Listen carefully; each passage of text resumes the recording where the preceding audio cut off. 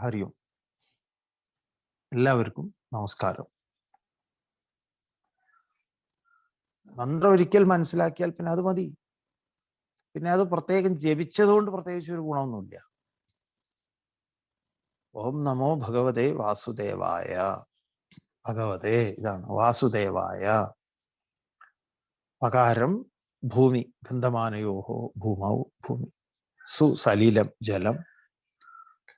വാ വായു. ദ്യോതനെ അഗ്നി. ഇങ്ങനെ ആകാശം, വായു, അഗ്നി, ജലം, ഭൂമി എന്നാണ് അതിൻ്റെ സൃഷ്ടിക്രമമെങ്കിൽ മെഡിറ്റേഷനിൽ നമ്മൾ പോകുന്നത് നമ്മൾ ഇരിക്കുന്ന ഭൂമിയിൽ നിന്നാണ്. അപ്പൊ കാര്യത്തിൽ നിന്ന് അതിൻ്റെ കാരണത്തിലേക്ക്, അങ്ങനെ കാര്യത്തിൽ നിന്ന് കാരണത്തിലേക്ക് പോകുമ്പോൾ നമ്മുടെ മുന്നിലുള്ളത് നമ്മളാണ്. അങ്ങനെയാണ് നമ്മൾ വന്ന് ഭൂമിയിലെത്തുന്നത്. ഭൂമിയിൽ നിന്ന് ജലത്തിലേക്ക്, ആകാശത്തിലേക്ക്, ആത്മാവിലേക്ക്. മന്ത്രം ജപിച്ചതുകൊണ്ട് അത് സഹായകമാകണമെന്നില്ല. മന്ത്രം മനനം ചെയ്യാനുള്ളത്. മനനാത്രായതേ ഇതി മന്ത്ര. അതാണ് മന്ത്രത്തിന്റെ നിർവചനം.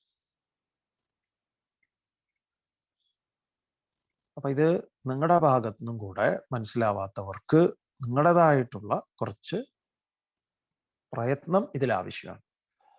അതില്ലാതെ വരുമ്പോഴാണ് വീണ്ടും വീണ്ടും സംശയം ഉണ്ടാവുന്നത്. ഇതില് ആകെയുള്ള ഏർപ്പാട് എന്ന് പറയുന്നത് ഞാൻ പ്രപഞ്ചമായി തീരുക. ബുദ്ധിപരമായിട്ട് ആലോചിച്ചു കഴിഞ്ഞാൽ ഞാൻ അത് തന്നെയാണ്.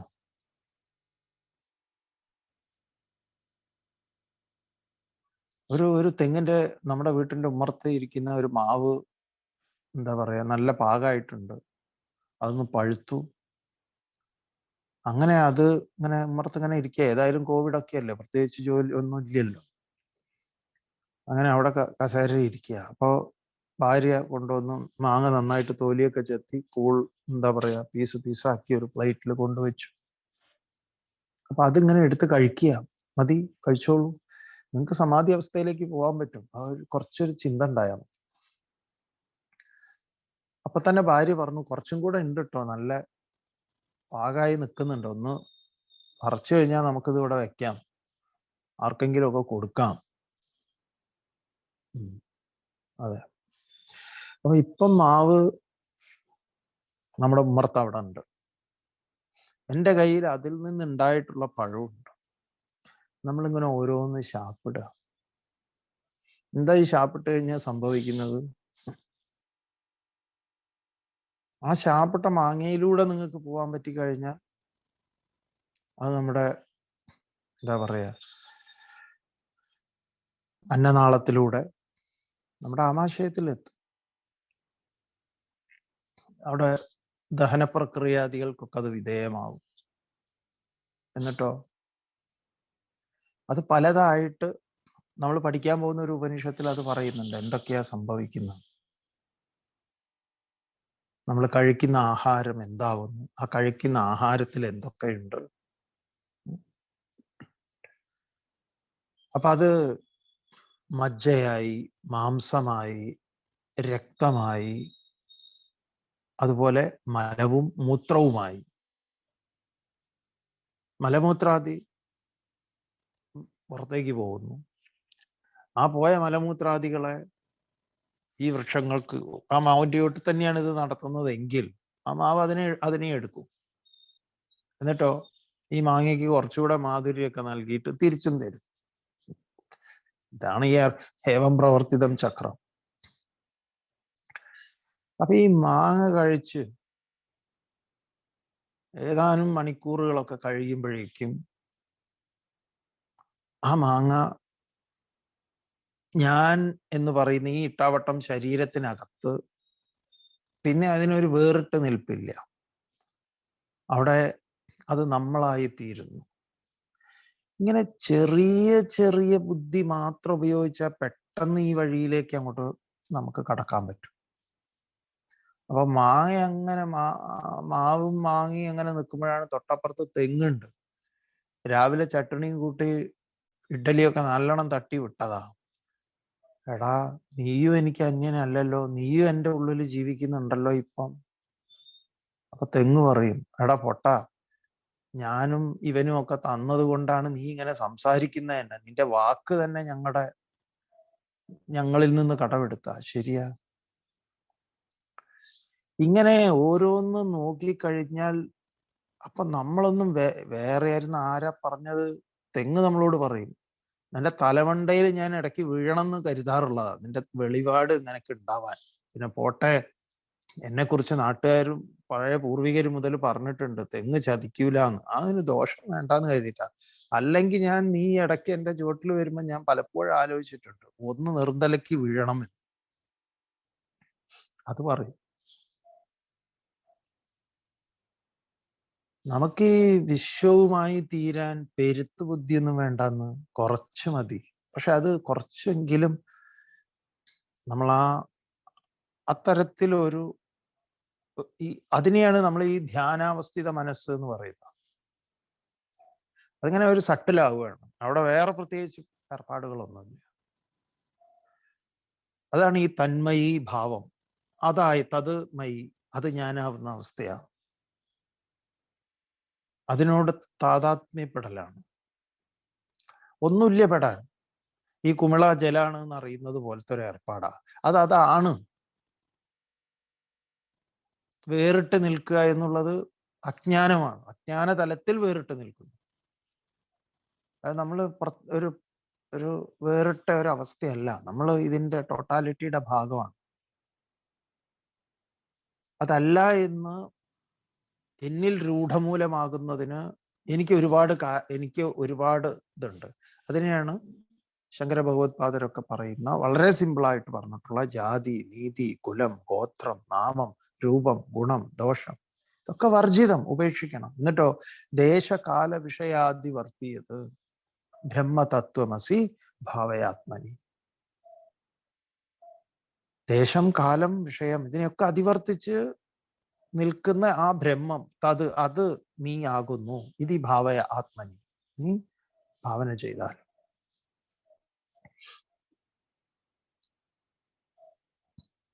അഞ്ചാമത്തെ വല്ലി,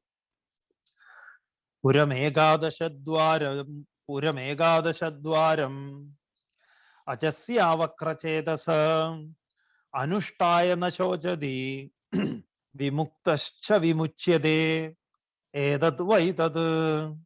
പുരമേകാദശദ്വാരം അജസ്യാവക്രചേതസ അനുഷ്ഠായ ന ശോചതി വിമുക്തശ്ച വിമുച്യതേ ഏതത് വൈ തത്. പുരം ഏകാദശ ദ്വാരം അജസ്യ അവക്രചേതസ അനുഷ്ഠായ ന ശോചതി വിമുക്തഃ ച വിമുച്യതേ ഏതത് വൈ തത്. പുരമേകാദശദ്വാരം അജസ്യ അവക്രചേതസ. അജസ്യ, ആരാണ് ഈ അജൻ? ശ്രീരാമന്റെ അച്ഛൻ ദശരഥൻ, ദശരഥന്റെ അച്ഛൻ അജനാണ് ആ പേര്. ഈ പുരാണങ്ങളില് പറയുന്ന കഥാപാത്രങ്ങളുടെ പേരുകളിൽ ബഹുഭൂരിഭാഗം എന്നല്ല, ഏറെക്കുറെ എല്ലാം തന്നെ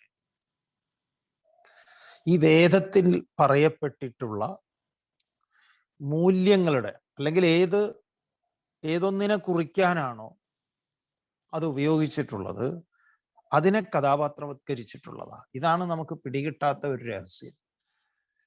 അതുകൊണ്ട് പുരാണങ്ങളും ഇതിഹാസങ്ങളും മനസ്സിലാവണമെങ്കിൽ ഇത് പഠിക്കണം. ഇത് പഠിച്ചാലേ ഇത് മനസ്സിലാവും. അപ്പൊ ഈ അജൻ എന്ന് പറഞ്ഞാൽ തന്നെ പേരിൽ എന്താ പറയുന്നത്? ഒരിക്കലും ജനിക്കാത്തതാ. അപ്പൊ ഒരിക്കലും ജനിക്കാത്ത ആളുടെ മകന്റെ മകനാണ് ആര്? രാമൻ. ഇങ്ങനെയുണ്ട്. ആ രാമൻ കല്യാണം കഴിച്ചിരിക്കുന്നത് ആര്? സീത. സീതയുടെ പേര് എന്താ? വൈദേഹി എന്ന് പറഞ്ഞ ദേഹം ഇല്ലാത്തവളാ. ഈ പഴയ ഈ വേദാന്തം വെച്ചുകൊണ്ട് പണ്ട് കാലത്ത് നമ്മുടെ മലയാളത്തിൽ തന്നെ ഈ ഇവരുടെ ആദിവാസി ഗോത്രങ്ങളും അങ്ങനെയൊക്കെയുള്ള ആളുകളുടെ അവരുടെയൊക്കെ പാട്ടുകളൊക്കെ ഉണ്ട്.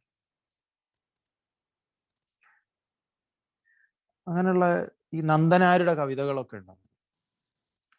അടിച്ചുമാടിയ മണൽ പുറത്ത് മുളച്ചു വന്നൊരു കുമ്പളം. എവിടെ? മണൽപ്പുറത്തെ കുമ്പളം മുളയ്ക്കും. നല്ല കഥ. ബീച്ചിൽ നിങ്ങൾ നടക്കാൻ ഇങ്ങനെ പോകുമ്പോൾ ഒരു കുമ്പളം ഇങ്ങനെ മുളച്ചിരിക്കും. അടിച്ചുമാടിയ മണപ്പുറത്ത് മുളച്ചു വന്നൊരു കുമ്പളം.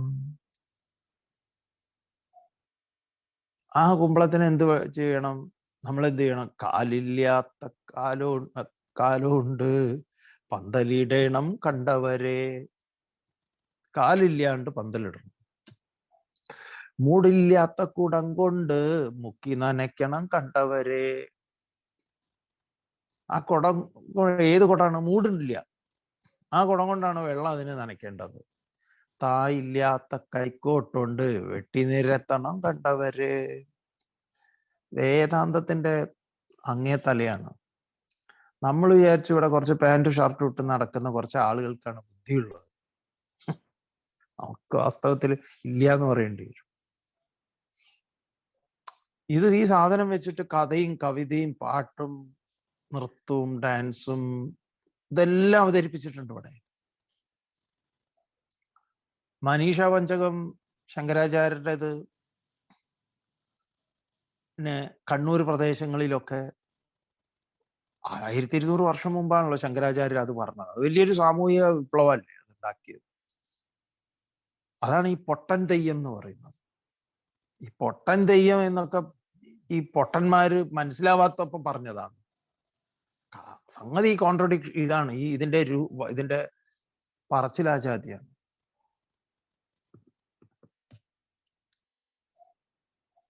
ഇപ്പോഴും പൊട്ടൻ തെയ്യം ഉണ്ട്. പൊട്ടൻ തെയ്യം എന്നാ പറയാ. സംഭവം എന്താണ്? ഇതാണ് ചണ്ടാളനും ശങ്കരാചാര്യരും തമ്മിലുള്ള സംവാദം. അന്നമയാത് അന്നമയം അഥവാ ചൈതന്യമേവ ചൈതന്യാത് ഹേ ദ്വിജവര ദൂരീകർത്തും വാഞ്ചസി കിം ബ്രൂഹി ഗച്ഛഗച്ഛേതി. അതിലാണ് ഈ പൊട്ടൻ തെയ്യത്തിൽ അവതരിക്കുമ്പോഴാണ് നിങ്ങളായാലും ചോര നമ്മുടെ കയ്യിലും ചോര എന്നൊക്കെ പറയുന്നത്. അത് അത് മനസ്സിലാക്കാൻ തന്നെ കുറച്ച് ബുദ്ധിമുട്ടാണ്. കണ്ടിട്ടുണ്ട് നമ്മൾ കണ്ണൂരിൽ. കണ്ണൂർ തെയ്യങ്ങളുടെ നാടാണ്. തെയ്യങ്ങളിലൂടെ പറഞ്ഞിട്ടുള്ളത് ഈ വേദാന്തമാണ്. അപ്പൊ ഇതിൽ ഏതെങ്കിലുമൊക്കെ മതിപ്പെട്ട അതാണ് രാമകൃഷ്ണദേവൻ ഇത് എന്തെങ്കിലുമൊക്കെ കണ്ട അപ്പൊ സമാധിയാവും എന്ന് പറയുന്നത്. അജസ്യ ജനിക്കാത്തവൻ. ഓം അജായ നമഃ. പല ഒരുമാതിരിപ്പെട്ട എല്ലാ ഇതിലും ഉണ്ടാവും. അജായ നമഃ. അജം നിർവികൽപം നിരാകാരമേകം വിഭുത്വാച്ച സർവം. അജം നിർവികൽപം നിരാകാരം ഏകം.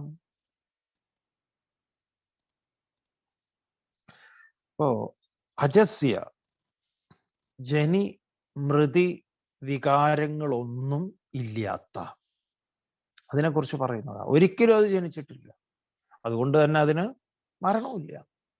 അജസ്യ അവക്രചേതസ,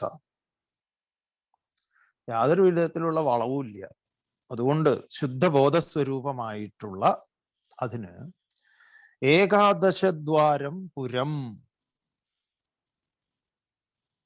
അതിഗംഭീരമായിട്ടുള്ള കൽപ്പന കേട്ടോ ഈ മന്ത്രം. ഏകാദശദ്വാരം പുരം, 11 ദ്വാരങ്ങളുള്ള ഒരു പുരം, ഒരു വലിയ എന്താ പറയാ കൊട്ടാരം, പുരയാണ്. 11 വാതിലുകളുള്ള നല്ല ഗംഭീരൻ വീടാണ്. ഏത്? നമ്മുടെ ശരീരം. ആരുടെ ശരീരം? നമ്മുടെ ശരീരം. ആർക്ക് താമസിക്കാൻ? മൂപ്പർക്ക് താമസിക്കാൻ. മൂപ്പരോ ഒരിക്കലും ജനിച്ചിട്ടുമില്ല. ഈ എന്താ പറയാ ഇതിന്റെ ഇവരുടെ ഈ തലമണ്ട ഈ ഉപനിഷത്ത് ഋഷീശ്വരന്മാരുടെ അവരുടെ ആ ചിന്തയുടെ ഔന്നിത്യത്തിലേക്ക്, അവരുടെ കൽപ്പനാ ലോകത്തിലേക്ക് നമുക്കൊന്ന് എത്തണമെങ്കിൽ നമ്മൾ ഒരാൾ പറഞ്ഞ എന്താ പറയുക, എന്റെ സ്വാമി കുറച്ച് കഞ്ചാവൊക്കെ ആഞ്ഞു വലിച്ചാലേ ഇവിടെ എത്താൻ പറ്റുള്ളൂ എന്നാ എനിക്ക് തോന്നണതെന്നാ. ശരിയായിരിക്കാം ചിലപ്പോ, അത് അവർക്ക് തോന്നുന്നത് അതാണ്. ഈ സാധനം ഇത് തല പെരുത്തോണതാണ് ഇതൊക്കെ കേൾക്കുമ്പോ. ശരിയാ, ഒരിക്കലും ജനിക്കാത്ത ഈ മൂപ്പരുണ്ടല്ലോ, ഈ വിദ്വാൻ, അങ്ങനെ നമുക്ക് പറയാം മൂപ്പര് വിദ്വാൻ എന്നൊക്കെ ഉള്ളത്. ഈ മൂപ്പര് എന്നൊക്കെ പറയുന്നത് നമ്മളൊരു കോഴിക്കോട്ടുകാരനായതുകൊണ്ടും ഒരു ഏറ്റവും റെസ്പെക്റ്റ് ഉള്ള ഒരു ഭാഷയാണ്. ഭഗവാനെയൊക്കെ പറയും അങ്ങനെ. അപ്പോ അതൊരിക്കലും ജനിച്ചിട്ടില്ല. അതിന് താമസിക്കാൻ ഉള്ള അദ്ദേഹം പറഞ്ഞു എന്ത്, ആർക്കിടെക്ട് മൂപ്പര് തന്നെയാണ് അതിൻ്റെ ആള്. മൂപ്പര് ഒരു വീട് അങ്ങോട്ട് ഉണ്ടാക്കി.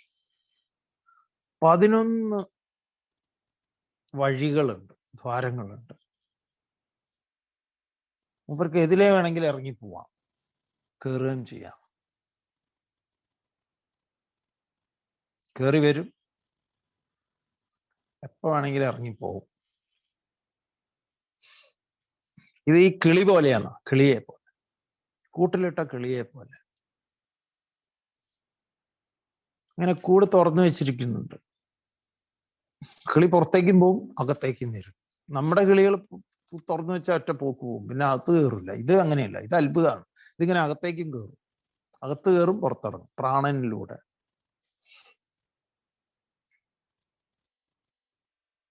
ഏതാ ഈ 11 ദ്വാരങ്ങള്? 7 എണ്ണം ഈ കഴുത്തിന്റെ മുകളിലുള്ളതാ. അല്ല, 8 എണ്ണം നോക്കാം നമുക്ക്. ചെവി 2 എണ്ണം, 2 ദ്വാരങ്ങൾ. അതുപോലെ തന്നെ കണ്ണ് 2 എണ്ണം. ചെവി 2, കണ്ണ് 2, മൂക്ക് 2, വായ 1. അപ്പൊ തന്നെ എത്ര എണ്ണമായി? 2 കണ്ണ്, 2 ചെവി 4, 2 മൂക്ക് 6, വായ 1, 7. പ്രത്യക്ഷത്തിൽ നമുക്ക് തോന്നും. പക്ഷെ 8ാമത് ഒരുത്തനുണ്ട്. പിന്നെ ഇതിൻ്റെ ഉള്ളിലേക്ക് കയറിയിട്ടുള്ളത് അങ്ങനെയാണ് നാം പറഞ്ഞത്, മൂർധാവില്.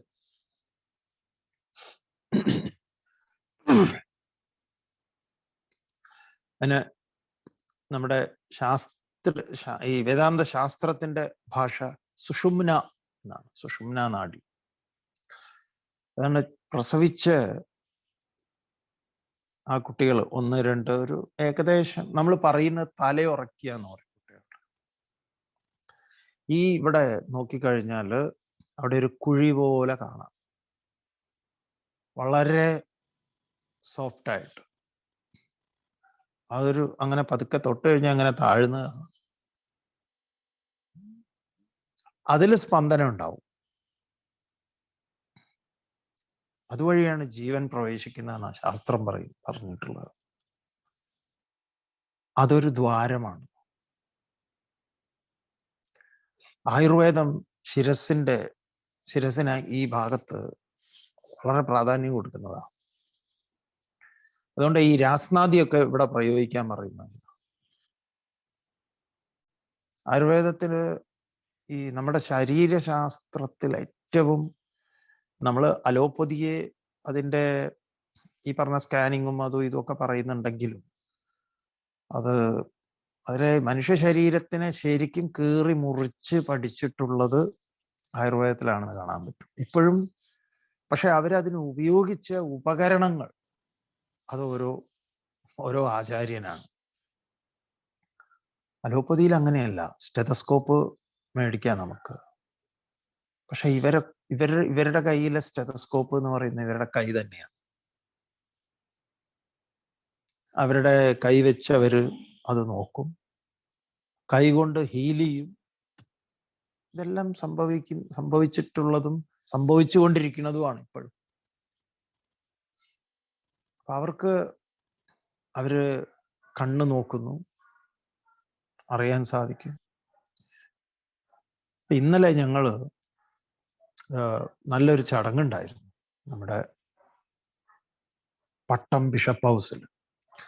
ഇവിടുത്തെ MLA നേതൃത്വത്തിൽ VK പ്രശാന്ത്, നമ്മൾ മേയർ ബ്രോ എന്ന് പറഞ്ഞിരുന്ന അദ്ദേഹത്തിന്റെ നേതൃത്വത്തിൽ പരിസ്ഥിതി സംരക്ഷണത്തിന്റെ ഭാഗമായിട്ട് വൃക്ഷത്തൈ നടുക എന്നുള്ളത്. അപ്പൊ ഈ പട്ടം ബിഷപ്പ് ഹൗസിലായിരുന്നു ആ ചടങ്ങ് നടന്നത്. അപ്പൊ തിരുവനന്തപുരം പാളയം ഇമാം ഉണ്ടായിരുന്നു, അങ്ങനെ കുറച്ച് പേര്.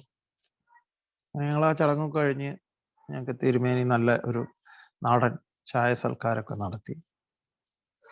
ഞങ്ങളിങ്ങനെ പലതും പറഞ്ഞു. പിന്നെ എല്ലാവരും ഒരു ഗ്രൂപ്പ് ഫോട്ടോ എടുക്കുകയാണ്. ഞങ്ങളെല്ലാവരും നിന്ന് ഫോട്ടോ എടുക്കുമ്പം ആരോ ചോദിച്ചു, ചിരിക്കണമെന്ന് ചോദിച്ചു. നമ്മൾ പറഞ്ഞു തീർച്ചയായിട്ടും ചിരിക്കണം എന്ന് പറഞ്ഞു. അതിന് മാസ്ക് ഉള്ളതുകൊണ്ട് എങ്ങനെയാ കാണുന്നത്? നമ്മൾ പറഞ്ഞു കാണും, നമുക്ക് കണ്ണുകളിൽ നോക്കിയാൽ നമുക്കറിയാൻ പറ്റും ചിരിക്കുന്നുണ്ടോ. അപ്പൊ എല്ലാവരും പറഞ്ഞു ശരിയാണ്, ഇപ്പൊ നമ്മള് ആളുകളെ കണ്ണുകളിൽ നോക്കിയിട്ടാണ് ഭാവങ്ങൾ മനസ്സിലാക്കുന്നത്. സത്യത്തിൽ നമ്മുടെ മുഴുവൻ വികാരങ്ങളും പ്രകടിപ്പിക്കുന്നത് കണ്ണുകളാണ്. ഈ കോവിഡ് നമ്മളെ മനുഷ്യരുടെ കണ്ണുകളിലേക്ക് നോക്കാൻ പഠിപ്പിച്ചിട്ടുണ്ട്. അതൊരു വലിയ കാര്യം. അപ്പോൾ കണ്ണിൽ നോക്കിയാൽ നമ്മുടെ എല്ലാ വികാര വിചാരങ്ങളും മനസ്സിലാക്കാൻ സാധിക്കും. നമ്മളകത്ത് ചിരിക്കുകയാണോ അതോ എന്താ ഒരു ചിരി ഇല്ലാതെ ഇരിക്കുകയാണോ എന്നൊക്കെ. അതുകൊണ്ട് മാസ്ക് ഒരിക്കലും ഒരു തടസ്സമല്ല. ഈ പറഞ്ഞ ഈ ഭാഗം ആവരണം ചെയ്താലും കണ്ണിൽ നിന്ന് നമുക്കറിയാൻ പറ്റും.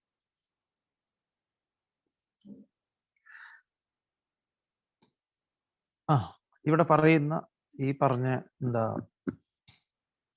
മൂർധാവ് അല്ല, ആയുർവേദത്തിന്റെ കാര്യം പറഞ്ഞുകൊണ്ട് അത് പറഞ്ഞു. അപ്പൊ അവർക്ക് കണ്ണ് നോക്കിയാൽ, ഡോക്ടർമാരും അലോപ്പതിയിൽ നോക്കുക, ആദ്യം കണ്ണ് ഇങ്ങനെ നോക്കുക എന്താ അവസ്ഥ എന്ന്. കണ്ണാണ് കുഴഞ്ഞ് ക്ഷീണം വരുമ്പോൾ ആദ്യം തന്നെ നമ്മുടെ ശരീരം ക്ഷീണം വരുന്ന സമയത്ത് നമ്മൾ ആദ്യം അടയ്ക്കുന്നതും കണ്ണാണ്. കണ്ണിങ്ങനെ തുറന്നിരിക്കണമെങ്കിൽ തന്നെ ശേഷി വേണം. അപ്പോ സുഷുമ്നാ നാഡി അവിടെ ഒരു ദ്വാരമുണ്ട്. അപ്പൊ ചെവി 2 ദ്വാരങ്ങള്, അതുപോലെ കണ്ണിന്റെ 2 ദ്വാരങ്ങള്, മൂക്കിന്റെ 2 ദ്വാരങ്ങള്, വായയുടെ 1 ദ്വാരം, സുഷുമ്നയുടെ മൂർധാവിന്റെ ദ്വാരം കൂടെ എടുത്താൽ 8 എണ്ണം കഴുത്തിന് മുകളിൽ തന്നെ ഉണ്ട്. പിന്നെ ഒന്ന് പൊക്കിൾ കൊടിയാണ്. അതിലൂടെയായിരുന്നു അമ്മയിൽ നിന്ന് ആഹാരവും അമ്മയുടെ എന്താ പറയാ നമ്മുടെ ആഹാരം കിട്ടിയത്, ശ്വസന പ്രക്രിയാദികൾ പലതും നടന്നിട്ടുള്ളത് അതിലൂടെ. അതൊരു എന്താ ഒരു പ്രധാനപ്പെട്ട ഒന്നാണ്. അതൊരു ദ്വാരമാണ്.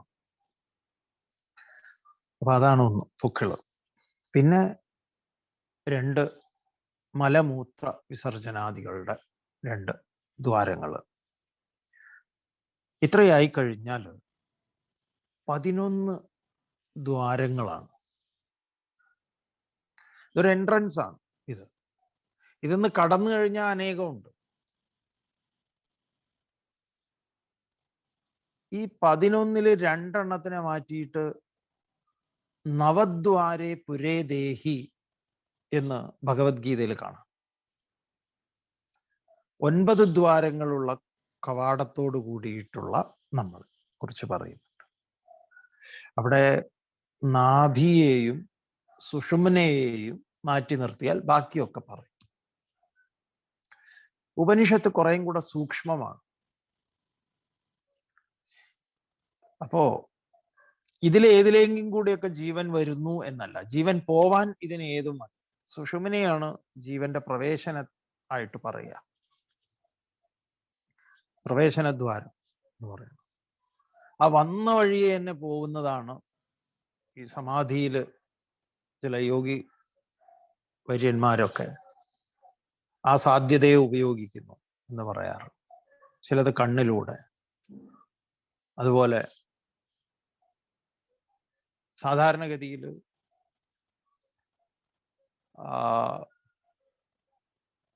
ഈ പറഞ്ഞ എന്താ പറയാ,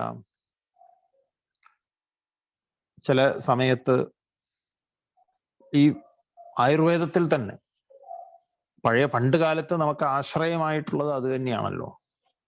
അപ്പൊ ആ ആയുർവേദാചാര്യന്മാർ പറഞ്ഞു ഈ അദ്ദേഹം പോയത് എങ്ങനെയാണ് എന്ന്. അവരുടെ കേസിൽ മിക്കവാറും ഉള്ളത് മലദ്വാരത്തിലൂടെ എന്നുള്ളത്. ആ സമയത്ത് കുറെ മലം പോയിട്ടുണ്ടാവും, മൂത്രം പോയിട്ടുണ്ടാവാം. അതൊക്കെ ഒരു അസഹനീയമായിട്ടുള്ള ഒരു വേർപാടായിട്ട്, ഇതൊക്കെ അവരുടെ ഒരു നിഗമനങ്ങളും ഇതുമാണ്. അതിൽ ഒരു സുഗമമായ യാത്രയെന്നോ അല്ലെങ്കിൽ ബുദ്ധിമുട്ടുള്ള യാത്ര, ഇങ്ങനെ ആ ജീവന്റെ ജീവൻ ഒഴിഞ്ഞ് ശരീരത്തിൽ നിന്ന് ഒഴിയുന്ന സമയത്തുള്ള അതിൻ്റെ പോക്കിനെ കുറിച്ച്, ഗതിയെക്കുറിച്ച് ഉള്ള എന്താ പറയാ, അതിനൊരു ശാസ്ത്രമൊക്കെ ഇട്ട് പറയാൻ ഇവിടെ അതിനെക്കുറിച്ചുള്ള പ്രതിപാദനങ്ങളൊന്നുമില്ല. പക്ഷെ ഭാഗവതത്തിൽ ഇത് വളരെ മനോഹരമായിട്ട് പറയുന്ന ഒന്നുണ്ട്. നമ്മൾ അതാ പറഞ്ഞു, അത് പഠിക്കേണ്ട ഒന്നാണ്. പുരഞ്ജനോപാഖ്യാനം എന്നാണ്. ഭയങ്കര എന്ന് പറഞ്ഞാൽ ഫുൾ കോമഡിയാണ് അത്. അത് ഈ ബേസിൽ അത് പഠിക്കണം. അല്ലെങ്കിലുണ്ടല്ലോ അത് ഈ പറഞ്ഞ പോലെ അതിൽ തന്നെ ഇതെല്ലാം പറയുന്നുണ്ട്. അതുകൊണ്ട് നമ്മൾ കൂടുതൽ തത്വചിന്തയെ വളരെ ബുദ്ധിമുട്ടി അങ്ങോട്ട് കൊണ്ടുവരേണ്ടത് തന്നെ ഇല്ല. അവിടെ തന്നെ തത്വചിന്ത കൃത്യമായിട്ട് പറഞ്ഞു തരുന്നുണ്ട്. ഇത് ഇന്നതാണ് എന്ന് പറയുന്നുണ്ട്. നമ്മൾ നിങ്ങളോട് പറഞ്ഞിരുന്നു അത് നമുക്ക് പഠിക്കണം എന്നുള്ളത്. കാരണം ഈ ഇതിന്റെ ഒരു പശ്ചാത്തലത്തിൽ അത് പഠിക്കുമ്പോൾ നമുക്ക് നമ്മളോട് തന്നെ വലിയ റെസ്പെക്ട് ഉണ്ടാവുന്ന ഒന്നാണ്. നമ്മുടെ ശരീരം എന്ന് പറഞ്ഞാൽ എന്താണ്. അപ്പൊ ഇങ്ങനെ 11 ദ്വാരങ്ങള്, ഗോപുരങ്ങളുള്ള പുരം ഏകാദശ ദ്വാരം പുരം. ഇതിനെ ഇങ്ങനെ ഇതിൽ കഴിയുന്നതാണ്. എന്താണ്? അപ്പൊ ഇതിൽ ആര് വസിക്കുന്നു? ആ പരമേശ്വരൻ. അനുഷ്ഠായ ഏകാദശ അവക്രചേതസ, ഈ പറഞ്ഞ പോലെ ശുദ്ധ ബോധസ്വരൂപമായിട്ടുള്ള അനുഷ്ഠായ ന ശോചതി.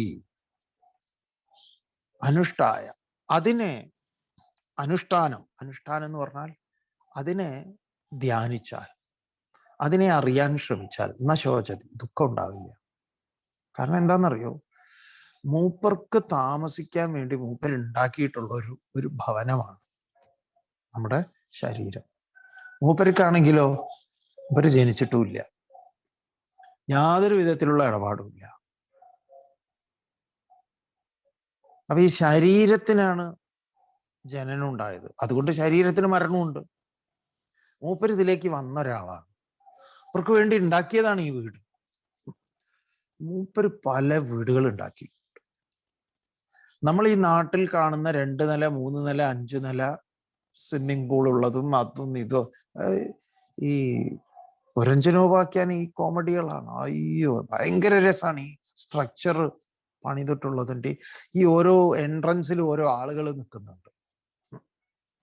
അതിമനോഹരം എന്ന് പറഞ്ഞാൽ അതിമനോഹരം. നമുക്ക് തോന്നുന്നു ഇത് കഴിഞ്ഞ അത് നമുക്ക് എടുക്കാൻ തോന്നുന്നു. അതാണ് ഇതിന്റെ ഒരു എൻഡിങ് വരുമ്പം ആ ഒരു ഈ ഒരു തോട്ട് പ്രോസസ്സ് അതിന് സഹായകമാകും, വളരെ സഹായകമാകും. അപ്പോ ഒന്ന് ആലോചിച്ച് നോക്കൂ, ഓരോരോ ആനയുടെ നോക്കിക്കഴിഞ്ഞാൽ അത് അങ്ങനെ ഒരു വീട്. ഇങ്ങനെ ഓരോ ജീവജാലങ്ങളും എന്താണ്, ഓരോ പുരങ്ങളാണ്. പട്ടണം, പുരത്തിന് പട്ടണം എന്നുണ്ട്. അപ്പൊ ഇതിന്റെ ഒരു സമ്മേളനം പട്ടണത്തിൽ നടക്കുന്നു. പട്ടണം എന്ന് പറഞ്ഞത് മൂപ്പർക്ക് താമസിക്കാനുള്ള. അപ്പൊ ഇങ്ങൊരാര അപാരനായിട്ടുള്ള ധനികനാണ്. അപ്പൊ ഈ ധനികന്മാര് ഇങ്ങനെ പലയിടത്തും വീടുണ്ടാക്കി വെച്ചിട്ടുണ്ട്. അദ്ദേഹത്തിന്റെ ഒരു ഹോളിഡേ ഹോം ഉണ്ട്. അവിടെ സ്വിറ്റ്സർലൻഡിലുണ്ട്, ഇംഗ്ലണ്ടിലുണ്ട്, ഈ നമ്മുടെ ദുബായിലൊക്കെ ഉള്ള, ദുബായ് മാത്രമല്ല ഈ അറേബ്യൻ രാജ്യങ്ങളിൽ ഉള്ള ഷെയ്ഖുമാരുണ്ടല്ലോ, ധനം ആവശ്യത്തെ കൂടുതലുണ്ട് അവരുടെ അടുത്ത്. അപ്പൊ അവിടെ ഈ ചൂടും ഇതുമൊക്കെ വരുന്ന കാലാവസ്ഥയുണ്ട്. അപ്പൊ വരും മുങ്ങും. എങ്ങോട്ടേക്ക്? ഏറ്റവും നല്ല സ്ഥലം. ശരിക്കും പറഞ്ഞ ഈ പെരുന്നാളും ഇങ്ങനെ ഈ പറഞ്ഞ അങ്ങനെയുള്ള ചില സമയങ്ങളുണ്ട്, വളരെ എന്താ പറയാ, വലിയ വലിയ ആൾക്കാര്, സാധാ ആൾക്കാരൊക്കെ ഉണ്ടാവും. പക്ഷെ അവിടെ ഈ മണൽക്കാറ്റും അങ്ങനെ, ഇവിടെ തന്നെ ഡൽഹിയിലൊക്കെ തന്നെ പല ഭയങ്കര കൊടും ചൂടും ഈ മണൽക്കാറ്റും അതും ഇതൊക്കെ ആയിട്ട് പുറത്തിറങ്ങാൻ പറ്റാത്ത ഈ ചില സമയങ്ങളൊക്കെ ഉണ്ട്. അപ്പോഴൊക്കെ ഈ വലിയ ധനികന്മാര് അപ്പോൾ അവരുടെ അവര് ഒരു വർഷം ഇങ്ങനെ സ്പെൻഡ് ചെയ്യേണ്ട സ്ഥലങ്ങളൊക്കെ തീരുമാനിച്ചിട്ടുണ്ട് എവിടെയൊക്കെയാണ്. അപ്പൊ അവർക്ക് അവിടെ സ്വൈര്യവിഹാരത്തിന് വേണ്ടി അവരവിടെ സ്ഥലം മേടിച്ചിട്ട് അവർക്ക് അവരുടെ ഒരു സാമ്രാജ്യം ഉണ്ടാവും, ചെറിയ രീതിയിൽ, ചെറുതിലോ വലിയതിലോ ഒക്കെ അവരുടെ ആസ്തിക്ക് അനുസരിച്ച്. ഇങ്ങനെ ഒരു വലിയ ധനികൻ നാടായ നാട് മുഴുവൻ ഇങ്ങനെ വീടുകളും ഓഫീസും ഒക്കെ, കാരണം എന്താ, മൂപ്പർക്ക് അവിടെ പോയാൽ താമസിക്കാനും ഇതിനൊക്കെ ഉള്ളതാ.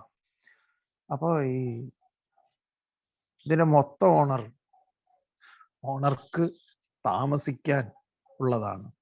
മൂപ്പരാണെങ്കിലോ ജസ്റ്റ് താമസിക്കുക, പോവുക എന്നുള്ളതാണ്.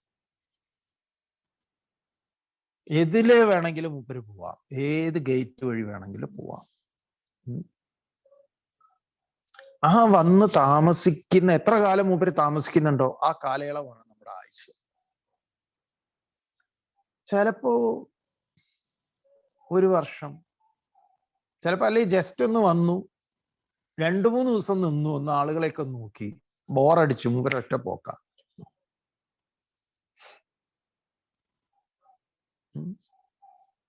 ചിലപ്പോ ഒരു 3-4 വർഷം ഉണ്ടാവും, ചിലപ്പോ ഒരു 10-15 ഉണ്ടാവും, ചിലപ്പോ ഒരു 20-25 ഉണ്ടാവും.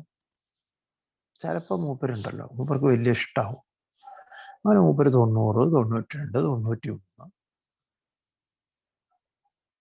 116 ആവും മാക്സിമം.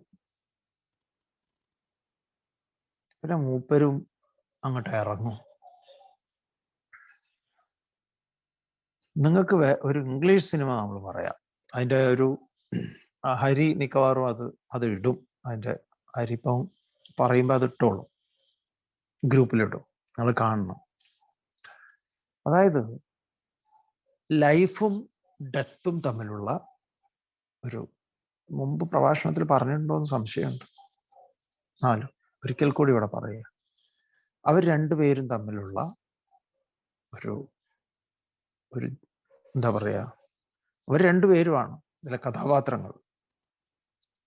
സിനിമയുടെ പേര് മീറ്റ് ജോ ബ്ലാക്ക് എന്നാണ്.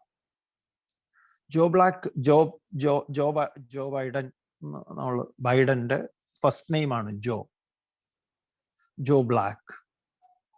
ആളുടെ പേരാണ് ജോ ബ്ലാക്ക്. മൃത്യുവാണ്, ഡെത്താണ്. സിനിമ മോഡേൺ ഇതിലാണ് പറയുന്നത്, അല്ലാതെ നമ്മുടെ ഇതിലെ പുരാണത്തിൽ കാണുന്നത് പോലെ ഒരു കയ്യിൽ കാപ്പ് കെട്ടി കാളപ്പുറത്ത് വരുന്ന, യാക്കിന്റെ പുറത്ത് വരുന്ന ആളായിട്ടല്ല. പക്ഷെ ഈ ഡെത്ത് വരുന്നതുണ്ട് ഇതേപോലെ ഒരു എന്താ പറയാ, നമ്മുടെ ബുക്ക് റാക്കിന്റെ ഷെൽഫിന്റെ അവിടെ നിന്നാണ് വരുന്നത്. ആ ഒരു ചെറിയൊരു ലിങ്ക് തന്നെ നമുക്ക് കിട്ടിയിട്ടില്ലെങ്കിൽ ഈ സാധനം പോയി പോകും. അല്ലാത്തവരെ സംബന്ധിച്ച് ഒരു സിനിമയാണ്. പക്ഷെ അല്ല, അതിന് സബ് ടൈറ്റിൽ ഉണ്ട്, നിങ്ങൾ കാണേണ്ടതാണ്. ഇതാണ് അതിലെ സബ്ജക്റ്റ്. അതില് മൃത്യുവും ലൈഫും, ജീവിതവും മരണവും പ്രേമത്തിലാവുന്നു. അവസാനം മരണത്തിന് ഇവിടുന്ന് ഒരാളെ കൂട്ടി കൊണ്ടുപോകേണ്ടതുണ്ട്, അതിനാ മുമ്പ് വന്നത്. ആ ആളുടെ മകളുമായിട്ടാണ് പ്രേമത്തിലാവുന്നത്. അവസാനം അതിലെ കുറച്ച് എന്താ പറയാ സീനുകളൊക്കെ, അവസാനമല്ല, ത്രൂ ഔട്ട് ഫിലോസഫിയാണ്. ഇത് ഈ വീട് ഒഴിഞ്ഞു പോകുന്നത്. അപ്പൊ മരണം ജീവിതത്തിന്റെ വില മനസ്സിലാക്കുന്നു.